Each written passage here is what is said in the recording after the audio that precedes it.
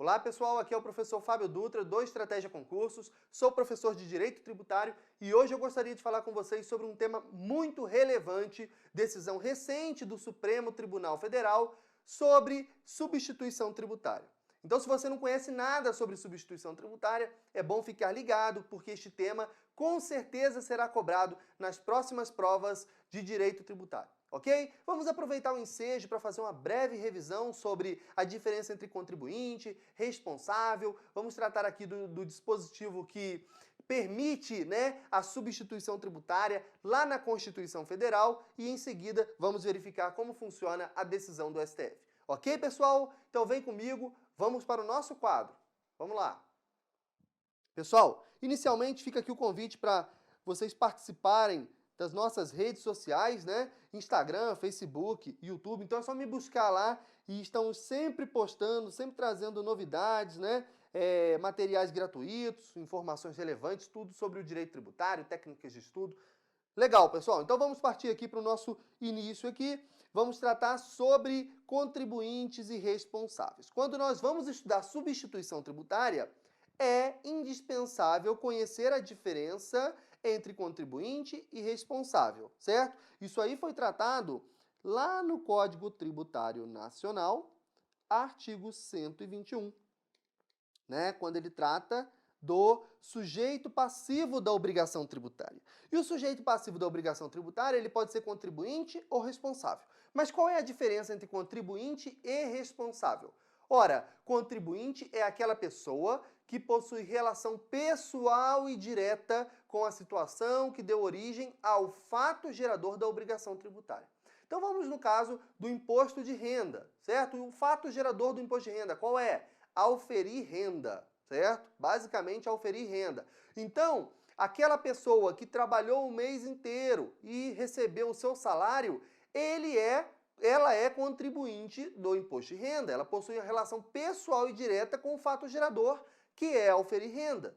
Por outro lado, nós temos a fonte pagadora, que tem a obrigação legal de reter esse valor do imposto e efetuar o recolhimento ao fisco, certo? Então nós temos aqui o responsável, certo? Então nós temos a figura do contribuinte e a figura do responsável. Então o responsável é, na definição do CTN, aquela pessoa que não se reveste na condição do contribuinte, isto é, não possui a relação pessoal e direta com o fato gerador, mas a sua obrigação decorre de expressa previsão legal.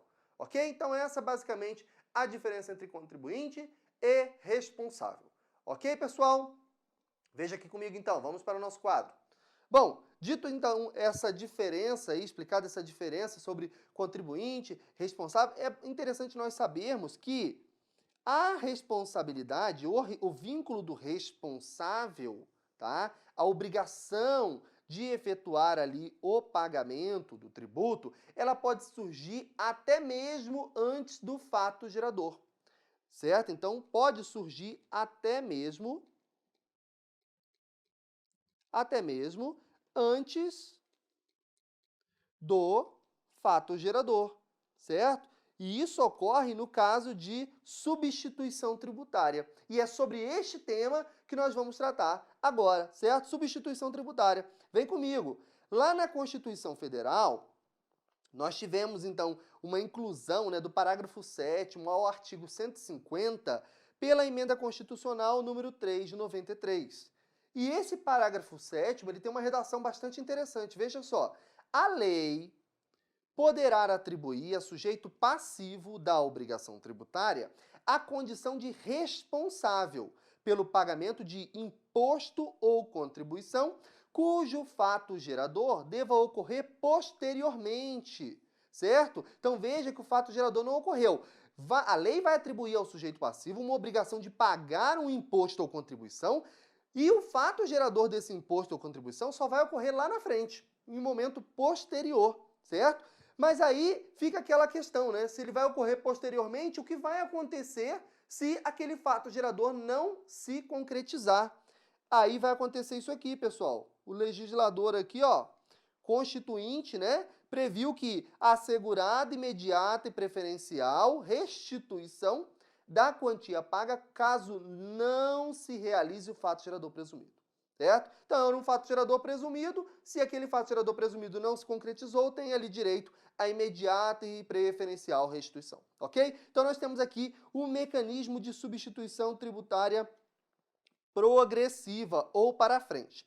Como assim? Aquela pessoa que está lá na frente, certo?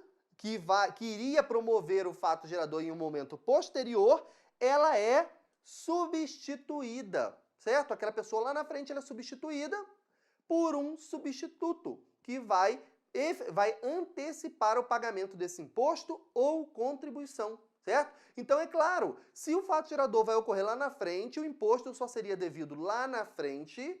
O que houve ali atrás? Uma antecipação do pagamento, certo? Olha aqui então.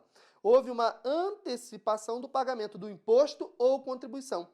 Consequentemente, se o fato gerador, no momento do pagamento, vamos enxergar no momento do pagamento antecipado, se o fato gerador não ocorreu, nós temos apenas um fato gerador presumido e uma base de cálculo presumida, certo? Fato gerador presumido, base de cálculo presumida, porque nós nem sabemos qual vai ser a base de cálculo que vai ser utilizada naquela operação lá na frente, certo? Então, olha só que interessante. Vamos ver aqui um caso do ICMS.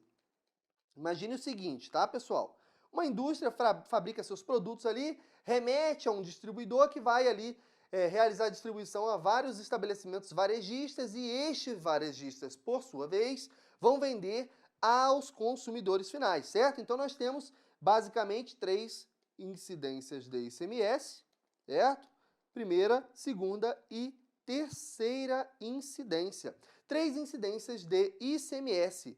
Cada estabelecimento vai efetuar ali o recolhimento do seu ICMS, respeitada a legislação tributária, aqueles mecanismos de créditos e débitos, né, para compensar aquele questão da não cumulatividade do ICMS. Mas pode ocorrer a substituição tributária. A substituição tributária seria todo o ICMS ser devido pela indústria, certo? E a indústria, então, seria substituta. E neste caso, pessoal, o fato gerador não ocorreu, ele vai ocorrer em um momento posterior. A base de cálculo é presumida e o fato gerador é presumido.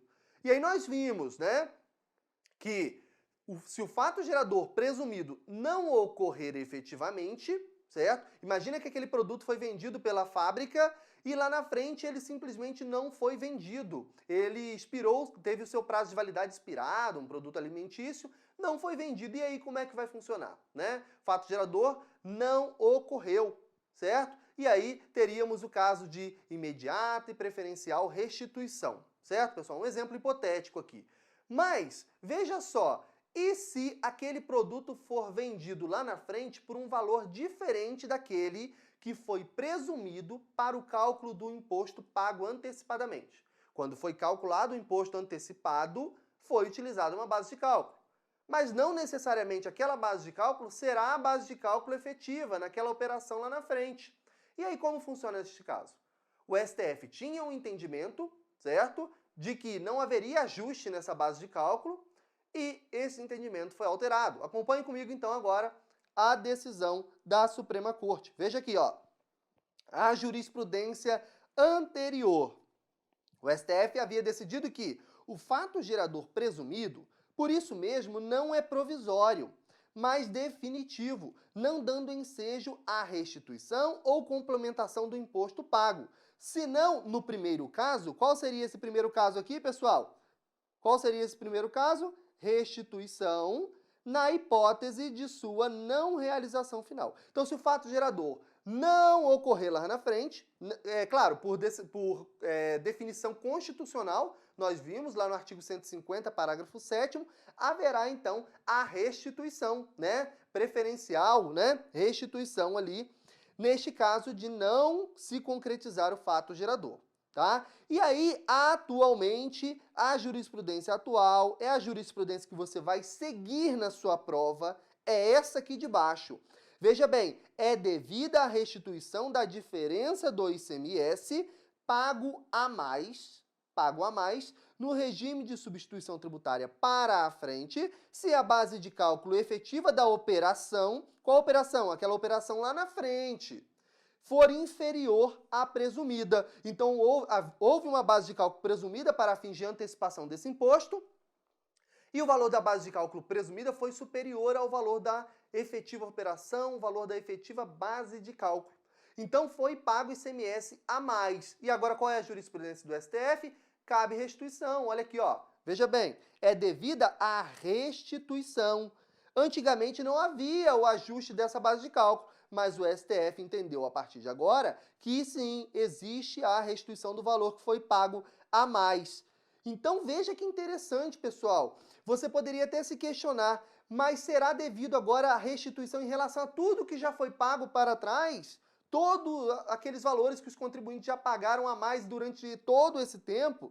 Bom, pensando nisso, pessoal, o STF, o plenário do STF, por maioria, modulou os efeitos dessa decisão, certo? Restringindo os efeitos aos casos futuros e aos litígios judiciais que estejam pendentes, certo? Existem vários processos suspensos aguardando essa decisão tão importante do STF.